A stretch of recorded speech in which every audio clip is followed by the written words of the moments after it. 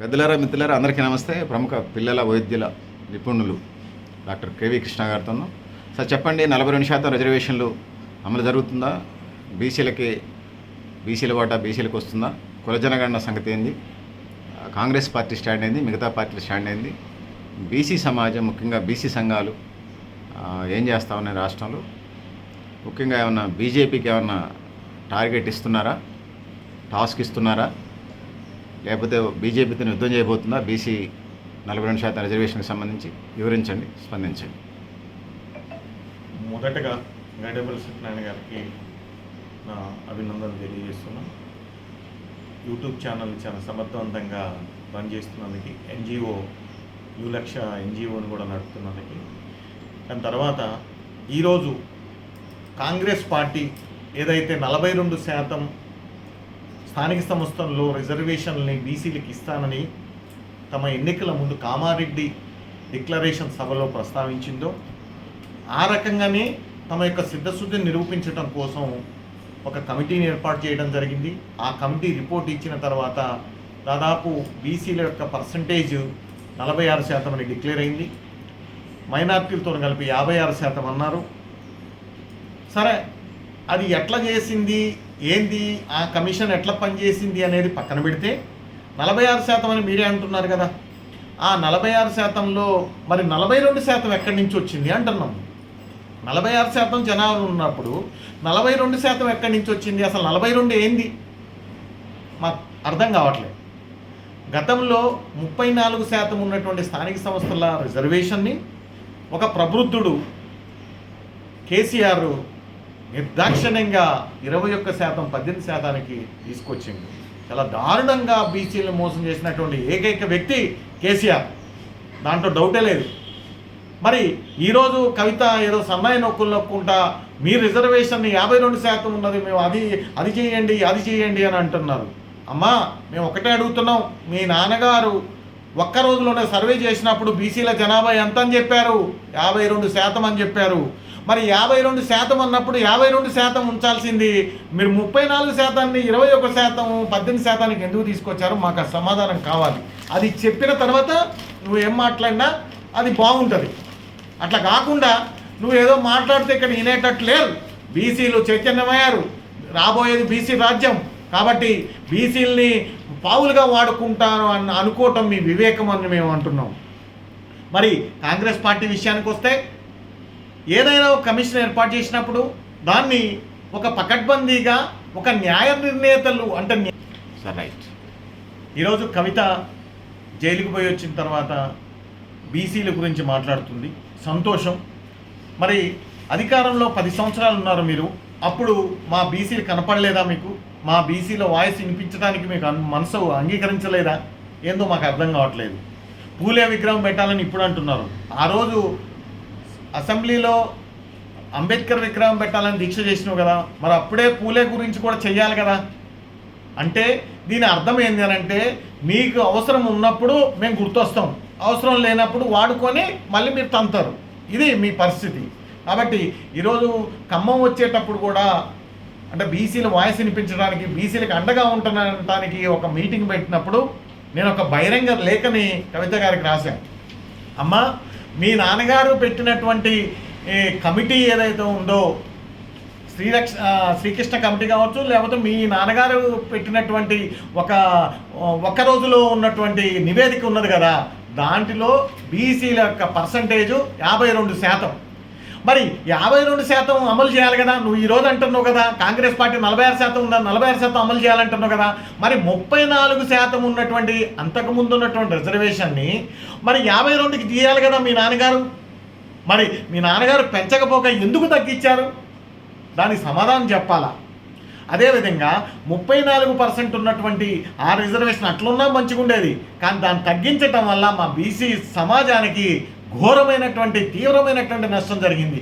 ఏ రకంగా అంటే, గడిచిన ఎన్నికల్లో దాదాపు ఎంపీటీసీలు అయితేంది, సర్పంచ్లు అయితేంది 2000 వార్డు బాయ్లు, కౌన్సిలర్సు, కార్పొరేటర్లు అయితే 3000, మొత్తం 7000 పైచిలుకుగా బీసీ ప్రజాప్రతినిధులు తమ పదవులకు దూరమయ్యారు. చాలా దారుణం, బాధ అనిపిస్తుంది. మరి దానికి నువ్వు సమాధానం ఏం చెప్తావమ్మా? ఆ సమాధానం చెప్పిన తర్వాతే నువ్వు మాట్లాడితే బాగుంటుందని మేము అంటున్నాం. ఇదే అంశాన్ని నేను మరి బీసీలకి ఎంతమంది బీసీలకి 33 జిల్లాల యొక్క బీఆర్ఎస్ పార్టీ అధ్యక్షులుగా నియమించాము అని కూడా అడిగాం. ఎంతమంది ఎమ్మెల్యేలకి ఎంపీలకి బీసీలకి టికెట్లు ఇచ్చామని కూడా అడిగాను నేను దాంట్లో ఆ బహిరంగ లేఖలో. మరి దానికి సమాధానం ఏం రాలే. మరి ఇప్పటికైనా సమాధానం ఇస్తే బాగుంటుందని మేము కోరుకుంటున్నాం. అది బీఆర్ఎస్ పార్టీ పరిస్థితి. మరి కాంగ్రెస్ పార్టీ పరిస్థితి ఏంటంటే కామారెడ్డి డిక్లరేషన్ అని ఒక పెట్టారు ఎన్నికల ముందు. బీసీ సమాజానికి మేము ఇది చేస్తాం అది చేస్తామని చెప్పారు. 42% దాదాపు 21% నుంచి 42% మేము బీసీలకి స్థానిక సంస్థల్లో రిజర్వేషన్లు ఇస్తామని చెప్పారు. దాని ప్రకారమే ఒక కమిటీ ఏర్పాటు చేశారు. మరి ఆ కమిటీ ఎట్లా ఏర్పాటు చేశారనేది నేను చెప్తాను. ఇప్పుడు ఏర్పాటు చేశారు, రిపోర్ట్ కూడా ఇచ్చింది. బీసీల జనాభా 46% అన్నారు. మరి ఆ 46% కూడా ఇంప్లిమెంట్ చేయకుండా 42% అంటున్నారు. మరి ఇదేందో నాకు అర్థం కావట్లేదు. కానీ మేము ఒకటే చెప్తున్నాం, బీసీల జనగణన ఓవరాల్గా జనగణన చేసి దాంట్లో బీసీల జనగణన కూడా ఉండాలి. ఓన్లీ బీసీల జనగణన చేస్తే సరిపోదు. ఎందుకంటే మొత్తం పాపులేషన్లో బీసీలు ఎంతమంది ఉన్నో తెలియాలి. మరి ఆ కమిటీ ఏర్పాటు చేసేటప్పుడు ఒక న్యాయ నిర్ణేతలుగా ఉండేటటువంటి న్యాయస్థానము, తర్వాత న్యాయ విషయాల మీద అవగాహన ఉండేవాళ్ళు రిటైర్డ్ జడ్జితో కానీ ప్రజెంట్ జడ్జితో కానీ ఒక కమిటీని ఏర్పాటు చేసి కింద లెక్కలు అంటే స్టాటిస్టిక్స్ అనుభవం ఉన్నటువంటి వ్యక్తుల్ని మెంబర్లుగా చేస్తే అది బాగుండేది. అట్లా కాకుండా ఒక మినిస్టర్ ఉత్తమ్ కుమార్ రెడ్డి నాయకత్వంలో చేసినప్పుడు కింద అధికారులు పనిచేస్తారండి? వాళ్ళు రిపోర్ట్లు సరిగ్గా ఇస్తారా? మరి స్టాటిస్టిక్స్లో ఆ కమిటీలో స్టాటిస్టిక్స్ ఎన్యూమినేటర్ కింద ఎన్యూమినేటర్లు ఇచ్చినా కానీ పైన ఎన్యూమినేటర్లు అగ్రవర్ణాలు అంటే ఆధిపత్య కులాల వాళ్ళు ఉంటే మాకు న్యాయం జరగదని మేము అనుకుంటున్నాం. అది ఏమైనా కానీ ఆధిపత్య కులాలు అణగారిన కులాలను ఎప్పుడు తొక్కేయడానికి ప్రయత్నం చేస్తాయి. కాబట్టి నేనేమంటున్నా అంటే ఇది ఈడబ్ల్యూఎస్ రిజర్వేషన్ని సపోర్ట్ చేయడం కోసం బీసీల జనాభాను తగ్గించారని అంటున్నాం. ఎందుకు అంటున్నానంటే దీనికి కారణం ఉంది. బీసీలు, ఎస్సీలు, ఎస్టీలు, ఓసీలు అందరూ ఒకటే కదా. జనన మరణ రేటు అందరికి ఒకటే ఉంటుంది కదా. జనన రేటు 13 ఉన్నప్పుడు మరణ రేటు 6 ఉన్నప్పుడు కంపల్సరీ ఏ జనాభా అయినా పెరగాల్సిందే. సంవత్సరాలు ముందు పోతుంటే జనాభా పెరుగుతుంది. కానీ ఓసీ జనాభా పెరగటం, బీసీ జనాభా, ఎస్సీ జనాభా, ఎస్టీ జనాభా తగ్గటం అంటే ఇది కుట్ర కాదా అని అడుగుతున్నాం. అంటే జనన రేటు ఎప్పుడు మరణ రేటు కన్నా ఎక్కువ ఉంటుంది కాబట్టి పుట్టే వాళ్ళు ఎక్కువే ఉంటారు. కాబట్టి బీసీ జనాభా కూడా సాక్షాత్తు కేసీఆర్ చేసిన సర్వేలోనే 52%, శ్రీకృష్ణ కమిటీ కూడా 52% ఉన్నది. సరే, రేపు పొద్దున్న జనాభా లెక్కలు ఉంటాయి, దాంట్లో చూసుకుంటాం. మేము ఇప్పుడేం మాట్లాడలేదు దాని గురించి. నేను చెప్తున్నా తప్పులు తడకగా ఉందని అనటానికి తీర్మార్ మల్లన్న చెప్పిన దానికి నేను చెప్తున్నా. అట్లందుకే తీర్మార్ మల్లన్న నిర్దాక్షిణ్యంగా ఎమ్మెల్సీ నుంచి పార్టీ నుంచి బహిష్కరణ చేశారు కాంగ్రెస్ పార్టీ వాళ్ళు. ఇది దారుణం. కాబట్టి మేము కోరేది ఒకటే, సరే మీరు అన్నటువంటి 42% అయినా మొదటగా అమలు చేయమంటున్నాం. ఎందుకు అమలు చేయమంటున్నాం అంటే అది వచ్చినా కొంతమంది మా ప్రజాప్రతినిధులు వస్తారు, బీసీ ప్రజాప్రతినిధులు, ఎమ్మెల్యేలు, ఎంపీలు కీలకంగా ఉంటారు. కాబట్టి అప్పుడు మాకు రాజ్యాధికారం వచ్చిందని సంతోషపడతాం మేము. మరి వచ్చే సార్వత్రిక జనాభా లెక్కల్లో మా పర్సంటేజ్ తెలుస్తుంది. దాన్ని బట్టి ఏ పార్టీ అయినా వచ్చే జనాభా లెక్కల్లో కానీ వచ్చే ఎన్నికల్లో కానీ కంపల్సరిగా బీసీలకి న్యాయం చేయాల్సిందే. చేయకపోతే ఆ పార్టీ మనుగడ ఉండదని, పార్టీలు మనుగడ సాధించలేమని మేము విశ్వసిస్తున్నాం. కాబట్టి మొన్న ఢిల్లీలో కూడా కాంగ్రెస్ పార్టీ వాళ్ళతో కలిపి బీసీ సంఘాలు ఒక జంతర్ మంతర్ దగ్గర ఒక నిరసన చేశారు. అంటే బీజేపీని టార్గెట్ చేసుకుని రేపు పొద్దున బీజేపీ కూడా అనివార్యంగా బీసీల జనాభా లెక్కలు చేయాల్సిందే. ఒక తెలంగాణ రాష్ట్రమే కాదు, మొత్తంగా భారతదేశం వ్యాప్తంగా బీసీలు ఎంతమంది ఉన్నారో మాకు కావాలి. ఆ రోజు మాన్యశ్రీ కాంశీరాం గారు ఒకటే అన్నాడు, బీసీల పార్టీ ఇది అన్నాడు. బీసీలు అభివృద్ధి చెందినప్పుడు మాత్రమే భారతదేశం అభివృద్ధి చెందుతుంది అన్నాడు. కాబట్టి బీసీలు అభివృద్ధి చెందినప్పుడు నిజంగా ఈ మెజారిటీ పీపుల్ బీసీ కదా, మేమేమంటున్నాం 65% ఉన్నాం అంటున్నాం. ఈరోజు బీజేపీ ఏదో బీసీలకి ముఖ్యమంత్రి ఇస్తాం, బీసీలకు అది చేస్తాం ఇది చేస్తాం అన్న సన్నాయి నొక్కులు నొక్కుతుంది. మరి గతంలో బీజేపీ యొక్క పరిస్థితి చూసుకుంటే బండి సంజయ్ తెలంగాణలో బీజేపీని ఉవ్వొత్తును లేపింది బండి సంజయ్. మరి అర్ధరాత్రి ఎటువంటి సమాచారం లేకుండా నిర్దాక్షిణ్యంగా అర్ధరాత్రి తీసేసి ఒక రెడ్డి సామాజిక వర్గానికి సంబంధించినటువంటి వ్యక్తిని అధ్యక్షుడిగా పెట్టినాం. మరి దాంట్లో బీసీలకు అన్యాయం చేసినట్టు కాదా? 3 సార్లు గెలిచినటువంటి రాజాసింగ్ని నువ్వు అసెంబ్లీ నియోజకవర్గ అంటే ఫ్లోర్ లీడర్గా చేయకుండా ఎప్పుడో గెలిచినటువంటి ఏలేటి మహేశ్వర్ రెడ్డిని ఒక్కసారి గెలిచిన వాడికి ఫ్లోర్ లీడర్ ఇవ్వటం మరి బీసీలు తొక్కినట్టు కాదా? మోరోవర్ రాజాసింగ్ యొక్క నియోజకవర్గంలో మరి ఆ ఎమ్మెల్యేకి తెలియకుండా అధ్యక్షుడిని వాళ్ళు ఇష్టం వచ్చినట్టు పెట్టుకోవడం ఇది బీసీలను అవమానం చేసినట్టు కాదా? మరి ముఖ్యమంత్రి బీసీ అంటున్న ఒక రకంగా అంటే ఒకవైపునేమో మేము బీసీ ముఖ్యమంత్రి చేస్తున్నాం అంటున్నాం. మరి అమిత్ షా సాక్షాత్తు జిల్లా అధ్యక్షులుగా దాదాపు 33 జిల్లాలు ఉన్నప్పుడు 33 జిల్లాలో మా వాటా 14%, 14 మంది. సో 14 మంది జిల్లా అధ్యక్షులు ఉండాలి కదా. ఎస్సీ ఎస్టీలకి వాళ్ళ రిజర్వేషన్లు వాళ్ళకి పోతుంది. మా వాటా 14 మంది నువ్వు చెప్పినవు. మరి 10 మందిని కూడా నువ్వు జిల్లా అధ్యక్షుడిని చేయలేదు కదా. మరి మాకు అన్యాయం చేస్తున్నావు కదా. మరి అది కాక నువ్వు బీసీ ముఖ్యమంత్రి అంటున్నావు.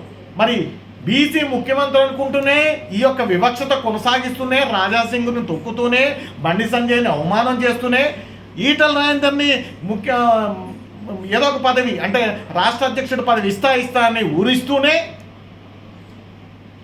ఆధిపత్య కులాలని పెంచి పోషిస్తున్నటువంటి బీజేపీ పార్టీని నమ్మటం మాకు అవసరమా? బీజేపీ పార్టీ మాకు ఎట్లా న్యాయం చేస్తారో మేము అనుకుంటాం. ఇక కాంగ్రెస్ పార్టీ విషయానికి వస్తే గతంలో కాంగ్రెస్ పార్టీ విధానం వేరు, ఇప్పుడు కాంగ్రెస్ పార్టీ విధానం వేరు. ఎందుకు చెప్తున్నానంటే దాదాపు భారతదేశాన్ని ఎక్కువ సంవత్సరాలు కాంగ్రెస్ పార్టీ పరిపాలించింది స్వాతంత్రం వచ్చిన తర్వాత. కుట్టుస్వామి కమిటీ, తర్వాత కాకా కాలేర్కర్ కమిటీ, తర్వాత బీపీ మండల్ కమిషన్ ఈ మూడింటిని ఎవరు వేశారండి? కాంగ్రెస్ పార్టీ. అంటే ఒత్తిడి మీద వేయగలిగింది. మరి వేసిన తర్వాత కూడా దాన్ని అమలు చేయటంలో విఫలమైంది. అంటే దానికి ప్రేమ లేదు, ప్రత్యేకమైన ప్రేమ లేదు. వేయాలి కాబట్టి వేసింది, మమ అనిపించింది. మళ్ళీ అమలు చేయాల్సిన బాధ్యత ప్రభుత్వానికి కదా. మరి వాళ్ళే అధికారంలోకి ఉన్నారు కదా. మండల్ కమిషన్ తీసుకుందాం. 79లో మొరార్జీ దేశాయ్ వేసిండు జనతా పార్టీ. మరి రిపోర్టు 80లో ఇచ్చింది. 80లో ఉంది ఎవరు? Government, Congress government. మరి అమలు చేయాలి కదా. మరి 80 నుంచి 90 వరకు అమలు చేయాలి కదా. కాంగ్రెస్ పార్టీ, రాజీవ్ గాంధీ, ఇందిరాగాంధీ ఉన్నారు కదా, వాళ్ళు అమలు చేయాలి కదా. అమలు చేయలేదు. అమలు చేసింది ఎవరు అని అంటే వీపీ సింగ్ గవర్నమెంట్. అది కాంచీరామ్ గారి డిమాండ్లు పెట్టి మండల్ కమిషన్ అమలు కరో, లాగు కరో, వర్ణా కుర్చీ ఖాళీ కరో అని పెద్ద ఎత్తున 40 రోజులు స్ట్రైక్ చేస్తే అప్పుడు అమలు చేశారు. కాబట్టి బీసీల మీద ప్రత్యేకమైన ప్రేమ ఉందని మేము అనుకోవాలా? కాదు. కాబట్టి అప్పుడు పరిస్థితి అది. కానీ ఇప్పుడు అదంతా ఇప్పుడు పెళ్ళి అయిపోయిన తర్వాత మేళాలు ఇవి అవసరం లేదు. కాబట్టి అదంతా అప్రస్తుతం. ఇప్పుడు మీరన్నటువంటి కామారెడ్డి డిక్లరేషన్ సభలో 42% ఏదైతే ఉందో అది స్థానిక సంస్థల్లో బీసీలకి ఇస్తున్నారు. కానీ అది ఇవ్వమంటున్నాం. మేము లెక్కలు తర్వాత చూసుకుంటాం. తర్వాత మా జనాభా ఎంత ఉందో మాకు తెలుసు. దాని ప్రకారం మేము డిమాండ్ చేస్తాం తర్వాత. కానీ ఇప్పుడు మీరన్నటువంటి 40% చట్టబద్ధత కల్పించండి. అవసరమైతే బీజేపీ మీద కూడా ఒత్తిడి తీసుకొచ్చి మీరు ఆ మొత్తంగా దేశవ్యాప్తంగా 42% అమలు చేయండి. ఒక తెలంగాణ రాష్ట్రమే కాదు, మా ప్రజలు దేశవ్యాప్తంగా ఉన్నారు. కాబట్టి దేశవ్యాప్తంగా 42% రావాలి మాకు. ఎందుకంటే మాకు ఎంపీలు, ఎమ్మెల్యేలు మాకు మాయారిటీ ఉండాలా. స్థానిక సంస్థల్లో వచ్చినప్పుడు మాత్రమే ఎంపీలు, ఎమ్మెల్యేలకి మేము నిర్ణయాత్మకంగా కనపడతాం. అప్పుడు మా ప్రయారిటీ పెరుగుతుందని మేము విశ్వసిస్తాం. కాబట్టి మీ చిత్తశుద్ధిని నిరూపించుకోవాలంటే ఇదే తగిన సమయం. ఒకవేళ మీరు నిరూపించుకుంటే మాకు దోస్తులు అవుతారు, ఒకవేళ మీరు నిరూపించుకోలేకపోతే మాకు దుష్మన్లు అవుతారు. ఇదే మా అల్టిమేట్. కాంగ్రెస్ పార్టీ ఇకనైనా కళ్ళు తెరిచి తము ఏవైతే ప్రకటించిందో 42% స్థానిక సంస్థల్లో బీసీలకు ఇస్తామని అది ప్రకటిస్తూనే ముందుగా పెంచుకుంటూ పోతే మా బీసీల యొక్క పర్సంటేజ్ ప్రకారం మా వాటా మాకు దక్కుతుందని మేము విశ్వసిస్తున్నాం. సాక్షాత్తు మీ అధినాయకుడే రాహుల్ గాంధీ గారే ఒక పబ్లిక్ మీటింగ్లోనే బీసీల గురించి ప్రస్తావించండి, బహుజనుల గురించి ప్రస్తావించండి. ఏ రకంగా అంటే దాదాపు ఇప్పుడు సంవత్సరం స్వతంత్రం వచ్చిన తర్వాత ఇప్పటి వరకు 100లో 90% మందికి ఫలాలు అందలేదు. ఓన్లీ 10% మందికే. ఏ రంగంలో కానీ, సినిమా రంగం కానీ, ఇండస్ట్రియల్ రంగం కానీ, వైద్య రంగం కానీ, ఏ రంగంలో కానీ ఓన్లీ 10% మంది పీపుల్కే న్యాయం జరిగింది, అంటే లబ్ధి చేకూరింది. మిగతా 90%లో బీసీలు, ఎస్సీలు, ఎస్టీలు వీళ్ళు ఉన్నాయి. మరి వీళ్ళకి న్యాయం జరగలేదని మీ అధినాయకుడే చెప్పిండు. కాబట్టి ఈ రకంగా ఉంటే అంతే ఉంటుంది. కానీ మేమేమంటున్నామంటే మాకు 42% స్థానిక సంస్థలు ఇచ్చారనుకోండి, మాకు అట్లా కొంచెం డెవలప్ అవుతాము రాజకీయంగా. సాక్షాత్తు అంబేద్కర్ గారే ఉన్నాడు, political key is the master key for every problem అన్నాడు.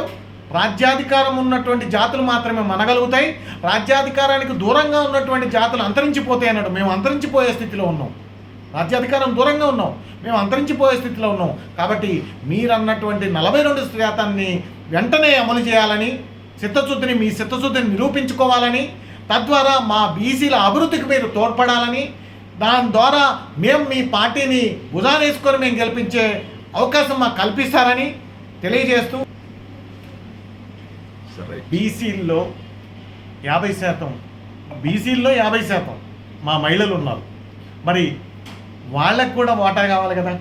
మీరేదో బీసీ బిల్లు పెట్టారు, మరి మామూలుగా అయితే మహిళా బిల్లు పెట్టారు. మహిళా బిల్లు అనగానే ఎక్కువ మహిళలు ఎవరు, ఆర్థికంగా రాజకీయంగా ముందున్నది ఎవరు?